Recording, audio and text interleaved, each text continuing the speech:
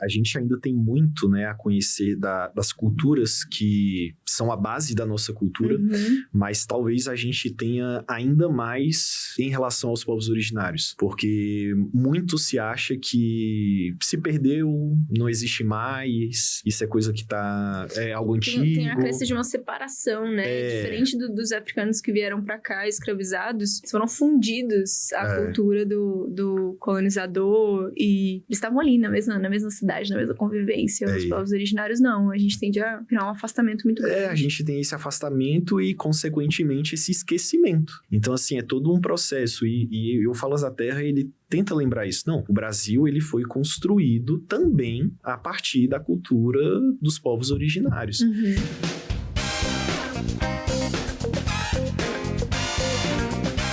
Fala pessoal, tudo bem? Eu sou a Sofia Fonseca, estamos começando mais um episódio do VersaCast. A gente está nas análises de obras do PASUM, da nova matriz de referência, e hoje a gente está com o professor Alisson de Sociologia para comentar com a gente. Bem-vindo, Alisson. E aí, Sofia, bem-vindo, pessoal. Bom, hoje a gente vai falar da obra Falas da Terra, um dos documentários aí presentes nessa matriz, né? É isso, a gente está falando agora de uma obra voltada para o audiovisual, e, pô, assim, é uma obra bem interessante no sentido de que ela também é extremamente atual, né? No sentido de que ela bate muito na tecla de um questionamento a essa ideia do índio, de uma maneira estereotipada, né? Então ela bate muito nessa tecla da necessidade de olhar para os povos originários, para os povos nativos do Brasil. Então, assim, essa nomenclatura, né? O índio, de uma maneira genérica. Vamos olhar para isso com cuidado. Isso. E essa obra, ela já tá tocando nisso. Então, ela tenta mostrar toda uma multiplicidade dos povos originários do Brasil.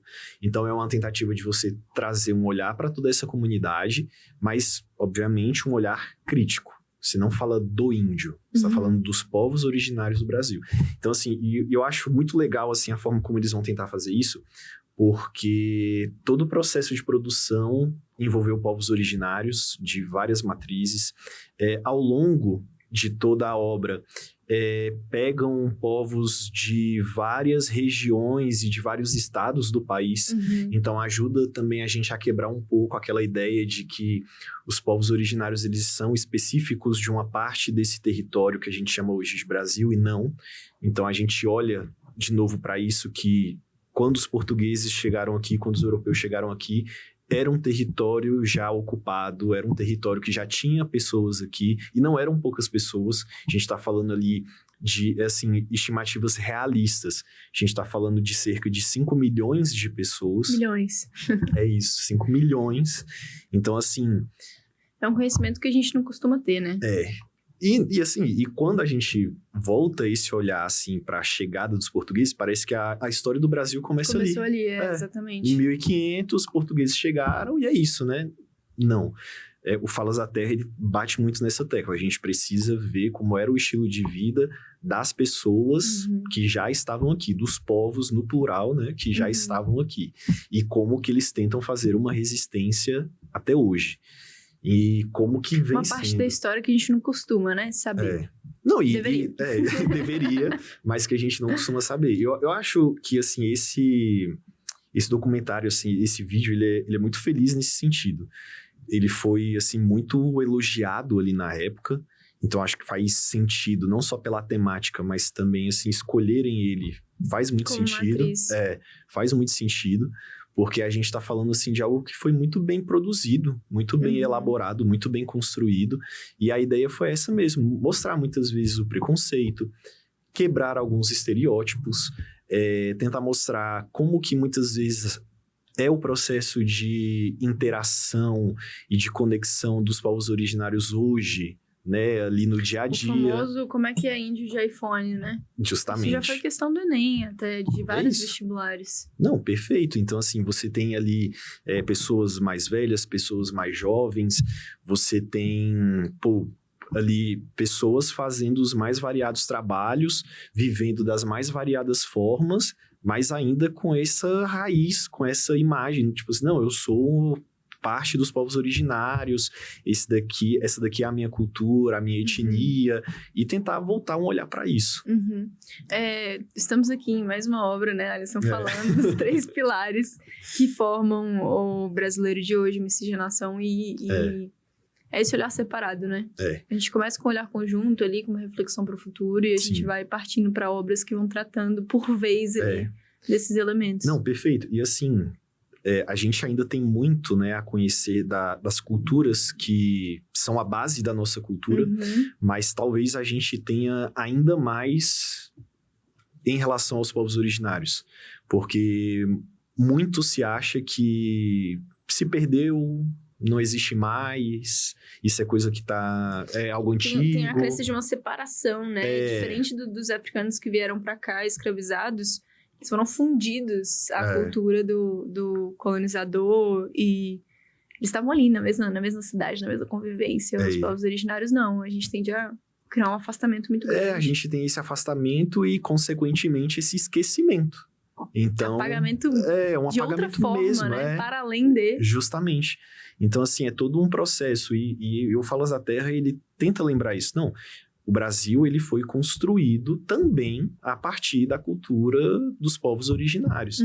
Então, assim, como a gente comentou, né? Você está falando ali de pessoas, quando os portugueses chegam, você tem ali cerca de 5 milhões de pessoas dentro desse território. Hoje, a gente tem umas estimativas que só tem pouco menos de 900 mil dos povos originários. Então, assim... Olha a diferença, né? E assim, para onde que foi? Pessoas não evaporam do dia para a noite, né? Então, isso é um processo... Qual a história por trás? Isso é um processo histórico de apagamento, de violência, de esquecimento.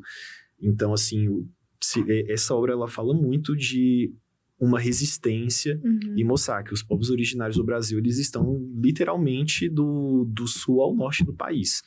Então, a gente até comenta isso também, né, em outras obras, que a gente precisa ter essa visão essa visão macro de que como as coisas se estão relacionadas, como há um fio condutor ali dentro. Então, a gente não pode esquecer A matriz está longa, mas ela não está solta. Perfeito.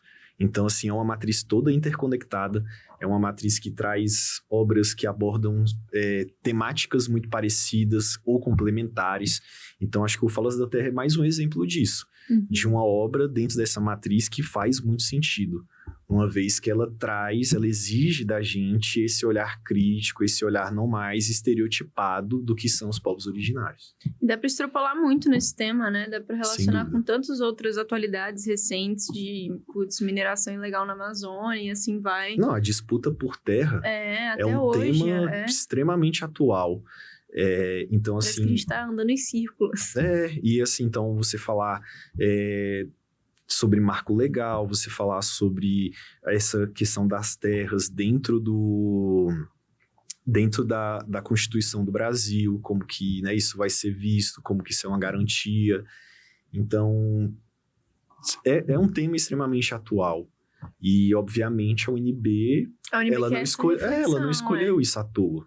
Você faz parte de todo um projeto dentro dessa matriz. Muita coisa para explorar a partir daí, né? Com certeza. Então, agora com a análise fica melhor de ver. Vai lá dar uma assistida no vídeo para aprofundar seus conhecimentos sobre esse tema. Obrigada, Alisson. Valeu, Sofia. Valeu, pessoal. Tchau, tchau. Até o próximo episódio.